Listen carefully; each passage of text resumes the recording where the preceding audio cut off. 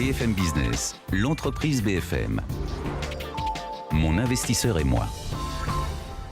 Et notre premier couple d'investisseurs et d'entrepreneurs de cette, j'arrête pas de le dire, mais ça me fait plaisir, 544e émission et 14e saison que l'on démarre ensemble, c'est Thierry Carcel, le directeur général de Reden Solar, ça veut dire qu'il y a du solaire dans l'air. Bonjour Thierry.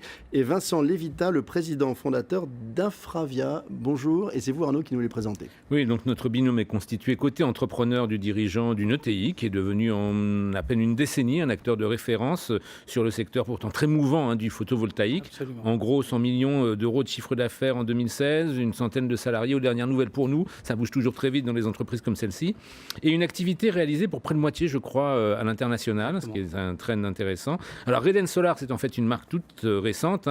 Auparavant, vous vous étiez fait connaître en tant que branche solaire du groupe Fonroche, et c'est lorsque Infravia et Eurazeo PME ont fait l'acquisition de cette branche solaire du groupe en février dernier que l'équipe de management que vous conduisez, Thierry, est restée en place. Et donc votre investisseur, l'investisseur qui vous accompagne aujourd'hui, Le Monde est bien fait, il est spécialisé dans les infrastructures, dans les domaines de l'énergie, du numérique, des transports et également les infrastructures sociales, vous aurez peut-être l'occasion de nous l'évoquer. Sur les marchés français et européens, alors Vincent Lévita, vous en êtes le fondateur, et les montants gérés par vous et vos équipes atteignent, je crois, les 1,7 milliard d'euros, pour faire très court. On commence avec vous Thierry. Vous évoquiez des différences de stratégie, justement, quand vous étiez directeur général et il y avait un président à côté de vous.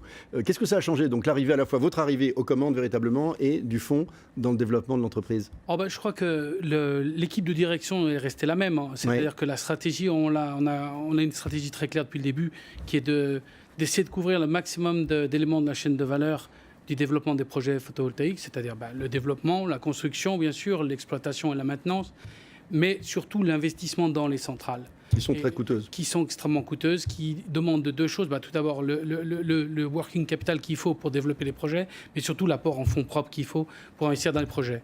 Donc, fin 2016, en 2016 et début 2017, avec l'arrivée d'Infravia, l'objectif était celui-là, de passer à une étape supplémentaire et de dire maintenant, on va garder toutes nos centrales. Au lieu d'en vendre certaines, on va toutes les garder pour pouvoir accélérer. Alors, on va bien sûr voir avec vous, Infravia, ce que vous avez apporté, mais justement, qu'est-ce que vous cherchez au-delà de l'argent? Il est évident que pour financer ces usines, il fallait de l'argent, mais qu'est-ce qu'apporte un fonds dans une activité comme la vôtre, au-delà des capitaux propres? Alors, au-delà des capitaux propres, déjà, un fonds infra, c'est important. Vous l'avez dit, Eurazeo, qui était déjà présent depuis 2010 dans le groupe avec sa branche Eurazeo Croissance, est passé à Eurazeo Patrimoine, qui est une autre branche du groupe Eurazeo aux côtés d'Infravia. Et Infravia, pourquoi on les a choisis?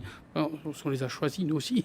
C'est une chance, c'est-à-dire qu'on est courtisé. C'est-à-dire qu'on est courtisé. C'est une vraie chance de pouvoir choisir, et on les a choisis parce que une des raisons principales était qu'ils ont un horizon à moyen long terme. Oui. On développe des projets entre 18 et 24 mois en France et à l'étranger. Vous l'avez dit, près de 50% de notre activité à l'étranger, c'est même souvent plus que 24 mois à l'étranger. Donc la notion de création de valeur pour nous, elle se compte en années. Elle ne se compte absolument pas en semaines ou en mois, mais en années. Donc on a besoin d'un investisseur qui comprenne ça, qui ait la même vision, le même horizon de temps que nous pour pouvoir développer sereinement, et nous mettre la pression, mais pour pouvoir développer sereinement nos centrales. Et à part le temps, qu'est-ce qu'ils vous ont apporté? Quelque chose qu'on a sous-estimé complètement, autre que le capital. Vraiment, le capital, c'est important. Oui, c'est leur métier. Autre que le capital, on avait sous-estimé complètement l'apport qu'Infravia nous ferait sur les contacts. Ils ont des contacts d'énorme qualité dans le monde des affaires et dans le monde financier. Et bien évidemment, avec ces contacts-là, on verra d'ici la fin de l'année, mais il y a des contacts qui vont donner leurs fruits d'ici la fin de l'année, et c'est très important. C'est toute la vertu découlant du fait d'être vraiment spécialisé sur ces projets d'infrastructure, c'est-à-dire que là, on acquiert justement un réseau, une reconnaissance également par Microcosme, Vincent? Oui, absolument. Infravia, en fait, c'est un fonds infrastructure, donc on investit dans des actifs d'utilité publique, donc on a un certain nombre de thèmes d'investissement dans l'énergie, dans le transport, et vous l'avez dit, dans les télécoms. Donc ça fait longtemps que le thème de la transition énergétique, les énergies renouvelables en particulier, ça fait partie de nos convictions. Et ça fait longtemps qu'à l'intérieur de ce thème-là, on a la conviction que le solaire, c'est une énergie d'avenir. Nous, on a commencé à investir dans le solaire en 2009. Donc c'est vrai que quand on a eu l'opportunité d'investir dans Reden, on a tout de suite pu avoir un dialogue très constructif, à la fois sur le plan technique, sur le plan financier et sur le plan du développement. Après, c'est vrai que nous, ce qu'on amène, en tout cas notre philosophie d'investissement, c'est d'amener du capital. Et quand on trouve une société avec des beaux actifs, avec un beau potentiel de développement et avec un management de qualité, on amène de l'argent, on amène du temps et on amène du qualitatif. Alors vous évoquiez, tout le monde aujourd'hui est à peu près convaincu effectivement du potentiel du marché du solaire. Il y a beaucoup d'acteurs, il y a beaucoup de candidats. Qu'est-ce qui fait que ce dossier-là, il y en a en France, il y en a à l'étranger également, qu'est-ce qui fait que ce dossier-là, celui d'une belle ETI française, donc dans un univers hyper concurrentiel, a retenu votre attention ?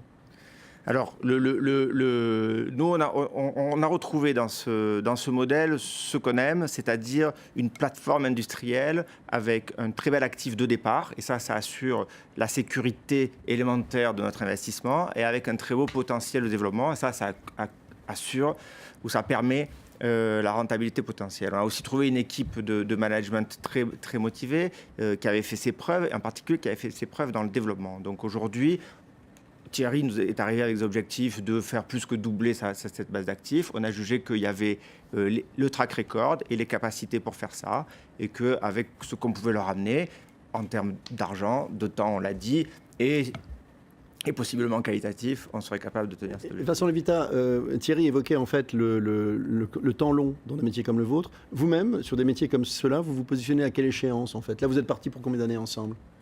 On est parti pour une durée d'investissement qui est entre 5 et 7 ans. D'accord. C'est bon. Ouais. C'est des horizons.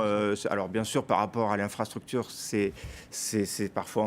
C'est relativement court par rapport aux infrastructures. Finalement, c'est relativement court. Pour nous, ce qui est important, c'est de dire, dans cette durée-là, on laisse le temps à l'équipe de développer des nouveaux projets, de les investir et de les faire fructifier. Et dans ce temps-là, on est capable de transformer l'entreprise pour la faire passer à un niveau supérieur. Vous avez évoqué tout à l'heure la dimension internationale du projet qui est porté par Thierry et son équipe. C'est à quel horizon en particulier ? Parce que vous êtes déjà internationalisé, mais plutôt européen. Là, on est sur quel pays, sur quelle aire géographique ? C'est maintenant. Puisqu'on est déjà en Amérique latine, et on vient, un exemple très concret, on parlait de ce que ça nous amène au niveau capitalistique. On a ouvert un nouveau pays qui est le Chili, où on va investir solaire, le potentiel est gigantesque. 100 millions sur les 4 prochaines années. Mais il y a du monde également. Oui, il y a des besoins. Non, ça fait partie de notre travail. Quand on parlait des éléments qualitatifs, Thierry est un développeur absolument hors pair. Donc, des idées, il en a tout le temps. Ça fait partie de notre travail de l'accompagner là où on se construit une vraie conviction et parfois de le canaliser. Donc, c'est clair qu'aujourd'hui, le développement, c'est la France et c'est l'Amérique latine. Et les autres continents. Ouais, le Chili, c'est un pays vitrine. Si vous réussissez là-bas, il y a tout l'arcandin qui peut s'ouvrir. Une toute dernière question, Thierry, une réponse en 15 secondes si vous en êtes capable. Qu'est-ce que sa présence à lui et à eux a apporté à la vie de l'entrepreneur que vous êtes que vous êtes devenu ? Des moyens, des ambitions qu'on peut réaliser, en fait. Une image. C'est très important. On ne vous reçoit pas de la même manière quand vous avez un Fravia comme actionnaire majoritaire dans le milieu bancaire, puisque nous, on est obligé d'apporter des fonds propres, mais on est aussi obligé de lever de la dette. Et donc, on doit avoir de la crédibilité vis-à-vis du milieu bancaire. Merci Thierry Carcel. Je rappelle que vous êtes le directeur général de Reden Solar. Merci Vincent Lévita. Merci à vous. Vous êtes le président fondateur d'Infravia. On reste ensemble pour un deuxième couple d'investisseurs entrepreneurs. Restez avec nous.